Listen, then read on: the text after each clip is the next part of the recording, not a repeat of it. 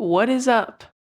Coach Emma here, and welcome back to the Fit Habit Life podcast, where we cut through the noise, talk real health and fitness, sustainable fat loss, and habits that actually work.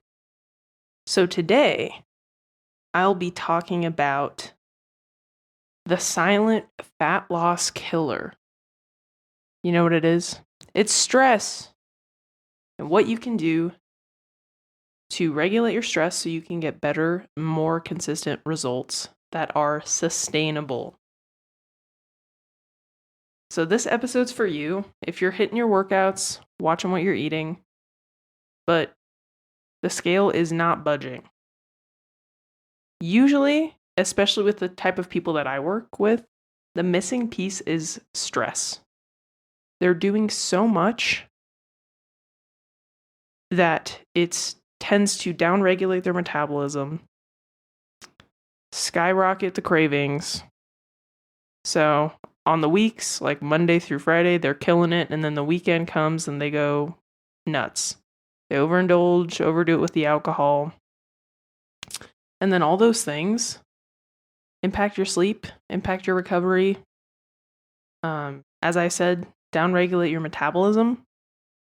Can even cause hormone imbalances like thyroid issues, lower testosterone levels, which makes it harder to recover, harder to build muscle, harder to maintain muscle, which helps your metabolism. So anyway, let's dig in. How can stress impact fat loss? As I touched on, stress in general can affect your metabolism. Stress in and of itself is a hormone. Stress is cortisol. And cortisol affects other hormones. It can increase your appetite, increase your cravings, reduce your fullness signal, disrupt your sleep, which will impact your recovery. Because, as I've touched on before, sleep is crucial for sustainable fat loss and actual fat loss instead of weight loss in general. And chronic stress will impact your metabolism. Your metabolism will downregulate. I've been there. I've had clients whose metabolisms were downregulated. One of my clients, it's like a 220-pound man, and he was eating like 2,000 calories a day and not losing weight. And it's because he wasn't eating enough to fuel his body, to maintain his muscle mass. He wasn't training properly. He was doing a bunch of high-intensity circuits, CrossFit-esque workouts, little rest, chronic stress. And then when we got his blood work done, his testosterone, he was hypogonadal. His testosterone was in the low 200s. So, chronic stress, poor sleep together impact your metabolic function. But now this client, he went on hormone replacement. We've increased his calories to 3,200, and he dropped 10 pounds. Part of that is inflammation. We also reduced his training volume drastically. Like, he was doing like 30 to 40 minute circuits every day, very high intensity, low rest periods. Now he does 2 compound lifts a day. Actually, it's like 1 compound lift and an accessory movement, mobility, walking, plays pickleball for fun, and he's losing weight on 2,700 calories a day. He's leaning out. He's getting stronger in the gym. His energy levels have drastically improved. His mood has drastically improved. His family is noticing he is in a better mood, just in general. He recognized that before he was kind of in a depressed state. But now he's feeling better. His energy levels are better. He's losing inches. He's losing body fat. Getting stronger. And do you know what we did? We didn't add anything. We didn't add more exercise. We didn't reduce more calories. We increased calories, reduced stressors, so his body can adapt, recover. And we even focused on mindset and doing meditation and a gratitudes practice. And those, in conjunction with a reduced volume, the increased calories, the hormone replacement, created drastic changes. So anyway, stress is a killer when it comes to fat loss. And there are people out there that says, oh, cortisol isn't why you're losing fat. It's because of yada, yada, yada. It's because of calorie deficit. And while that's true, you have to be in a calorie deficit to lose weight and to lose fat. You're not in a calorie deficit because your metabolism is adapting to the chronic stress you're putting it under and is downregulating other functions, making you not in a calorie deficit, if that makes sense. The metabolism is super complex, but essentially the 6 components, as I touch on multiple times in this podcast and in general, if you follow me on social media, the 6 foundational habits that are super crucial, just overall nutrient quality that includes protein and fiber, daily movement, getting walking in, strength training, lifting 2 to 4 times a week, focusing on getting stronger, staying hydrated, drinking half your body weight or more in ounces daily, sleeping 7 to 9 hours a night of quality sleep, and managing your stress. And most people focus on the other 5. Diet and exercise are like the 2 biggest things that people manipulate without looking at their sleep and stress. But I'd argue that sleep and stress are even more important because those are like the foundation of your health. If those things if you're not managing your stress, if you're not sleeping enough, you will be working against your body instead of with it. So hopefully I've emphasized to you the impact that stress will have on your metabolism, loss results. And the reason why I emphasize it so much is most of the time I work with type A individuals. I'm a type A individual. I was under chronic stress for decades. A decade, actually. I'm not that old. A decade. And I was moving too much, not eating enough, lost my menstrual cycle for like 6 years. 2 of those years I was actively trying to get it back. It just took time. Actually, it might have been 3 years. I think it was 3 years of me trying to get my menstrual cycle back until it has become very regular. But anyway, stress management is not talked about enough, especially with type A high achievers, my people.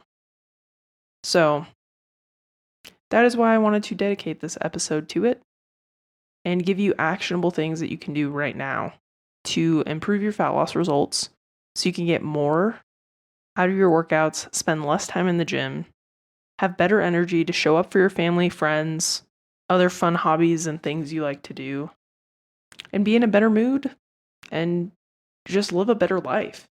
I mean, now that I'm managing my stress, life is so much more enjoyable.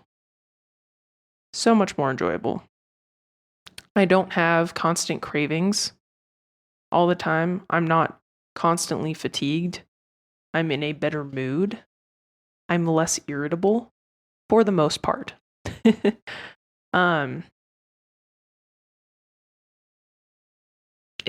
It's a much more enjoyable way to live. So, anyway, how can you better manage your stress? And so most people think, oh, I do things when I'm stressed to help with the stress. It's like, no, you have to implement habits that you do on a regular basis to help make your body more resilient to stress, make you less reactive, and make you better capable of handling stressful situations and coping with those stressful situations. So there's things you can do in the moment, like taking a breath. But usually, if you're in that moment, it's too late. And a lot of what you can do will be just managing the aftermath. So, things that I've implemented with my clients that have been very helpful are taking daily walks outside without technology. We're constantly on our computers, we're constantly getting buzzed with notifications, emails, things to do, people asking us for more of our time that we already give them because we're type A. So taking a walk, even if it's just like 5 to 10 minutes outside without your smartwatch, without your phone, getting out in nature, it's super beneficial to just give your body the space to chill. So if you haven't tried that, highly recommend it. Another one that has been pretty game changing for a lot of my clients is meditation. And by meditation, I don't mean like going in a group and like going like and all that stuff. It's like, no, meditation is just trying to center your thoughts on one thing. And when your brain gets distracted and starts to wander, you just recenter your thoughts to that mantra, to that one thing. And so for me, it's the word one. So I just try to recenter my thoughts on one. And if you never meditated before, set a timer for 5 minutes. Give it a try. You can listen to calming music. That's what I do. I listen to Brain FM. It's like a binaural beat sort of thing where in theory it helps your brain get into certain states by the music. Anyway, usually their meditation music's kind of relaxing, so I'll listen to that.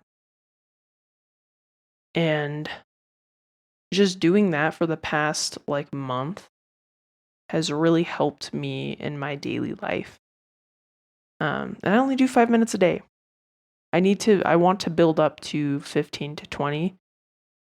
But right now, I want to keep that consistency. And I know if I try to up the number, I might drop it off. So anyway, so even just 5 minutes a day of that is super beneficial. So check out like binaural beats, or even just look up like calming nature music to listen to try that. You can also do it with no music, but you want to like get in tune with your senses. So like feel, sight, hear, taste. What's the other one? Scent. Scent. And connect to those and then recenter your thoughts on your mantra. And that's kind of a good starting point. And then the third one that's been super beneficial for me and a lot of my clients is a gratitudes practice. So writing down 5 things you're grateful for in the morning when you wake up, it just puts your mindset in a calm, clear, and grateful space. Obviously, gratitudes, right? It's like thinking about, wow, I'm so lucky to, have a loving family, have a job, be physically capable of exercising and activity. Because I know there's other people in this world that can't walk and they can't exercise and they can't lift or climb or things. So writing things like that down just helps put things into perspective. And then the other one, as I touched on with my client earlier in the episode, reducing your activity. So everything is a stressor. So think of your body like a glass of water, and stress is water. The glass can only hold so much stress, and if it overflows, it'll impact other areas of your life. So if you're in a very stressed state, reducing your exercise activity and reducing the amounts of intensity you do in your activity can greatly increase your results because your body will be more capable of recovering. You'll get better quality sleep. So yeah. So if you're in a really stressed state, you're doing tons of cardio every day, stop. Stop doing cardio, walk, get 8 to 10,000 steps daily, and start strength training 2 to 4 times a week. And you'll start to see drastic results. I'm serious. It's shocking what that will do. So, reduce cardio. Cardio is very stressful on the body. Most type A people, they're not taking long rest periods, trying to get strong, lifting heavy. They're trying to burn their body into the ground and feel like they got a quote-unquote good workout in and are drenched in sweat. So we tend to gravitate towards cardiovascular activity, high-intensity interval training, CrossFit, basically the things that don't serve us. So if you swap those for pure strength training, taking 2 minutes rest in between sets, trying to get strong, doing more of a powerlifting approach, you'll start to see a lot better fat loss results because you'll be recovering better, you'll be building muscle tissue, your metabolism will be functioning better, and just overall you'll have better energy levels because you're not drained all day from your really super intense workouts and the other parts of your life. Most type A people, they have very stressful jobs, they have a lot of other priorities, so spending an hour beating yourself up every day is not super conducive to a well-managed stress level, is what I'd say. And prioritizing your sleep. Most type A people think they don't have enough time to get 7 hours of sleep a night. And I'm like, you don't have enough time not to. If you want to get better fat loss results, you want to have better energy, you want to perform better at work, you want to feel better, you want to get better results in the gym, get that sleep in. Set a bedtime and stick to it. That's it.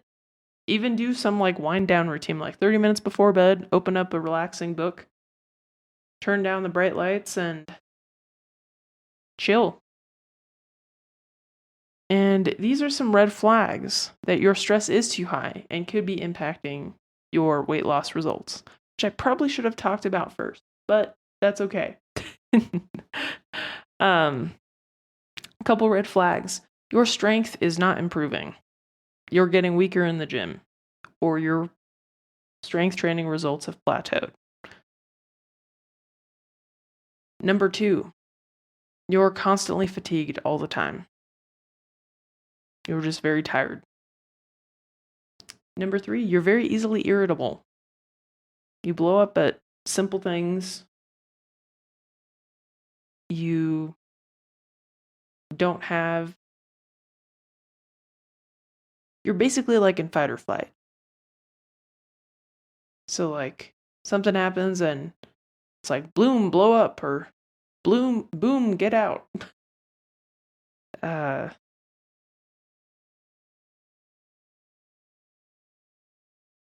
Number 4, your fat loss has plateaued. You're exercising very consistently. You're eating little to nothing. You're eating less than 1,500 calories a day and you're exercising very consistently. Your stress is too high. You need to reduce that bad boy. Increase your sleep, increase your caloric intake, reduce your training intensity and training volume. And your sleep is being impacted. If you're having trouble getting to bed, if you're waking up really early in the morning, if you're waking up throughout the night with your brain racing, a red flag.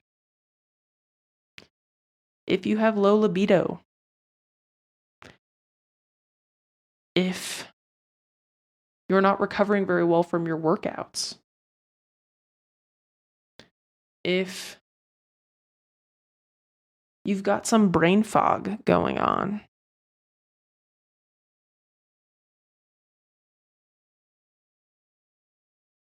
if you're putting in the effort but not seeing the results.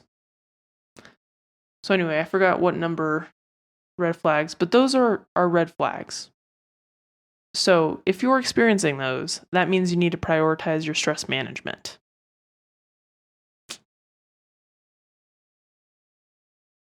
So if you aren't seeing the results you want, but you're doing the things, it's probably your stress. So don't increase your activity. Don't reduce your caloric intake, reduce your food. Start to focus on stress management and reducing your stressors in your life. So anyway, hope this episode helped. If this hit home, share it on your Instagram stories, Facebook. Share it to a friend who you think might be suffering from this. If you're close to them, don't try to insult anybody. Yeah, like and rate the podcast. That helps me get in front of more people, which helps me help more people, which is my goal doing this. I want to help people. And yeah, if you're interested in working with me, I got some links in the show notes, but that's not why I do this podcast. I just genuinely want to provide helpful information for people so they can get better results and feel awesome.